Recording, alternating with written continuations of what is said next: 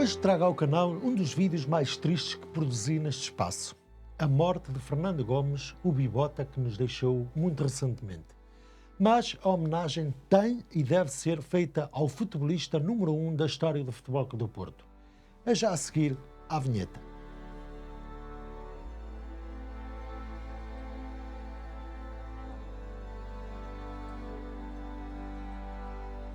Há 1 ano e meio produzi e gravei um vídeo sobre Fernando Gomes, o Bibota. Na altura, pude contar a sua história desde menino até ao final da sua carreira de futebolista. Se não viste esse vídeo, podes clicar aqui na aba que está a aparecer aqui por cima de mim para conheceres melhor a extraordinária carreira de Fernando Gomes. Hoje vou fazer então a justa e merecida homenagem a um dos maiores pontas de lança da história do futebol português e do futebol europeu. Foi com Gomes que eu comecei a acompanhar o fenómeno desportivo e o clube do meu coração, o Futebol Clube do Porto. Foi por causa dele que tive o meu primeiro equipamento com 8 anos de idade, que foi na altura oferecido pelo meu pai. Não podia ser senão o número 9. Foi também com Gomes que tirei uma das primeiras fotografias com os ídolos do meu clube, na altura com 12 anos de idade. Os portistas estão hoje de luto pelo desaparecimento do Bibota Fernando Gomes, um dos maiores símbolos da história do Futebol Clube do Porto. Nesta hora, quero recordar alguns momentos desta grande figura do futebol português e do futebol mundial. Quero começar, todavia, por lembrar alguns dos momentos em que pude confraternizar, se é que se pode dizer, e estar diante dele. Recordo primeiro um episódio que me marcou para sempre. Tinha então 12 anos. Foi num sábado 6 de setembro de 86, em Vila do Conde, no estado dos Arcos, dia em que conheci o Bibota. Mas tudo começou no dia anterior, 5 de setembro, sexta-feira, dia em que me desloquei com o meu pai ao campo de treinos número 1 do Estádio das Antas. O campo de treinos ficava por trás da arquibancada e isto foi para assistir a um treino. O objetivo, para além de assistir ao referido treino, era também conseguir falar com Fernando Gomes para que no dia seguinte, em Vila do Conde, onde a equipa ia fazer um treino, tanto eu como o meu irmão pudéssemos trocar, umas palavras com o nosso ídolo e também registar o momento com umas fotografias. Devo dizer que o ídolo do meu irmão não era bem Fernando Gomes, mas sim Futre, que também fazia parte deste plantel. No final do treino nas Antas, nesse dia 5 de setembro, a equipa começou a abandonar o campo e, inevitavelmente, na altura, e quem sabe do que eu estou a falar sabe que era assim, passavam todos os jogadores pelo meio dos sócios e adeptos. O meu pai aborda então Fernando Gomes e explica-lhe o que pretende. Lembro-me perfeitamente que, quando o Bibota se aproximava de nós, as minhas pernas começavam a tremer. Sem qualquer intenção, comecei, involuntariamente a afastar-me do meu pai. Era a primeira vez que estava tão perto do meu grande ídolo do futebol. Não consegui manter-me quieto. Foi então que, me coloquei por trás do Bibota a assistir à conversa entre ele e o meu pai. Não fui capaz de o olhar olhos nos olhos, não consegui estar de frente para Gomes. Foi um momento que jamais consegui esquecer e jamais conseguirei esquecer. Estava terrivelmente nervoso. No entanto, no dia seguinte, em Vila do Conde, já estava mais calmo, porque sabia que estava tudo combinado.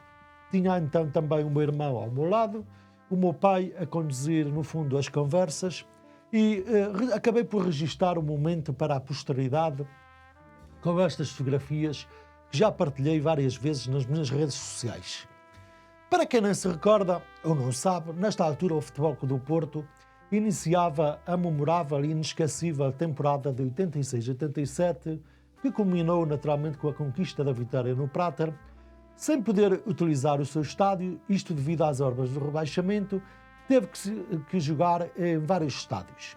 Durante a pré-época, as primeiras jornadas do campeonato e a primeira mão da primeira eliminatória da Taça dos Campeões, o Futebol Clube do Porto utilizou para os seus jogos, isto naturalmente como anfitrião, 3 recintos diferentes. O estádio Professor Vieira de Carvalho, na Maia, o estádio 1º de Maio, em Braga, na recepção ao Benfica, e mais vezes utilizou o Estádio dos Arcos em Vila do Conde. No último treino dessa semana, que eu já contei, antes da recepção ao Desportivo de Chaves, o Futebol Clube do Porto realizou um treino de adaptação no Estádio dos Arcos, recinto do jogo com o Clube Transmontano. Outro episódio que recordo foi mais recentemente, em 2013, quando me encontrava nos escritórios do Museu do Futebol Clube do Porto, com quem colaborei durante 5 anos, e das várias vezes em que lá fui, pude ter nas minhas mãos as 2 botas de ouro de Fernando Gomes, bem como a sua camisola da Taça Intercontinental. Numa das vezes em que lá fui, o meu pai decidiu ir comigo. A dada altura, Gomes surgiu nos escritórios, por acaso. Sempre simpático e afável, trocou umas palavras connosco. E o meu pai, sempre precavido e sem eu nada saber, tinha um envelope com as fotografias todas tiradas em Vila do Conde, em 1986. Ofereceu um exemplar a Gomes, aquela em que eu estava com o Gomes e com o meu irmão. Quase 30 anos depois, revivia então o momento de Vila do Conde. Por fim, em 2016, registrei o último momento com o Bibota em Nogueira da Regedoura, no jantar dos campeões europeus de Viena, cerimónia que, por norma, é realizada anualmente. Gomes, o jogador, o campeão, o líder, o artilheiro.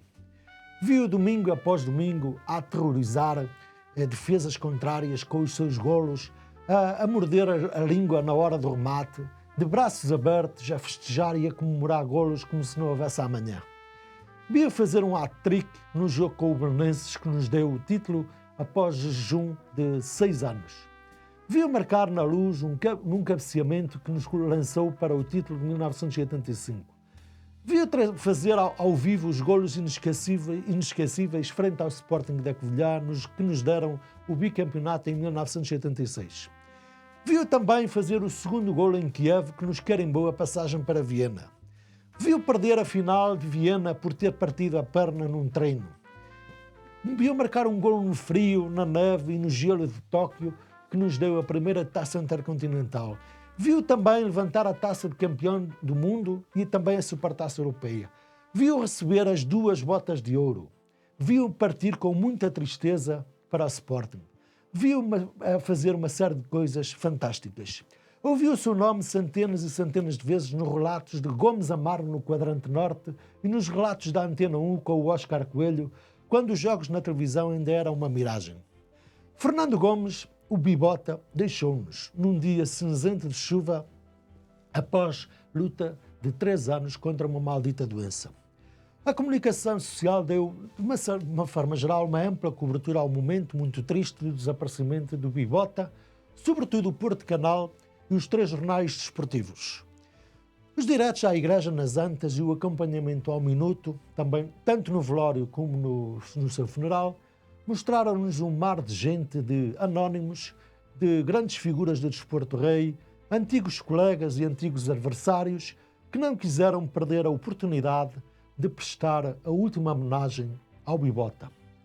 Os jornais também deram amplo destaque ao grande ponta de lança do futebol português, edições totalmente dedicadas ao desaparecimento de Fernando Gomes, falecido sábado, 26 de novembro, 4 dias após ter completado 66 anos de idade. Foi possível ouvir muita gente em conversas que o Fernando Gomes poderia ser sepultado no mausoléu do Futebol Clube do Porto para repousar eternamente entre as estrelas do Futebol Clube do Porto, junto de grandes figuras da história, como Pedroto, Pinga, Pavão, Acácio Mesquita, entre outros. Mas a vontade da família passou por cremar os restos mortais do histórico avançado portista. Ao mesmo tempo, foram ouvidas sugestões e palpites, dados palpites sobre futuras homenagens ao Bibota, como a retirada do número 9 das camisolas do Futebol Clube do Porto, ou mesmo a inscrição das iniciais do nome Fernando Gomes. Não é um momento para estar a fazer críticas, nem para estar com estas ideias, mas, com toda a sinceridade, considero uma pura idiotice que Gomes mereça apenas umas simples iniciais no seu número, quando outros são bem menos, têm menos significância na história do clube, tiveram direito a uma cadeira. Há pessoas que mais valiam estar caladas em vez de estarem a promover.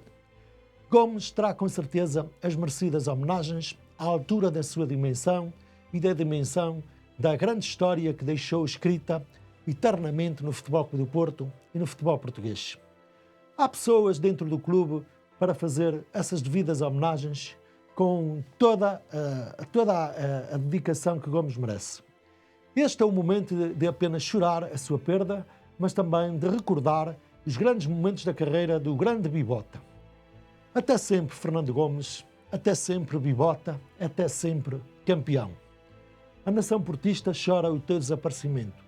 Tu não és uma lenda, tu és a lenda. Por isso, vou terminar este vídeo deixando-vos com os grandes momentos da história de Fernando Gomes, o Bibota. Até para a semana.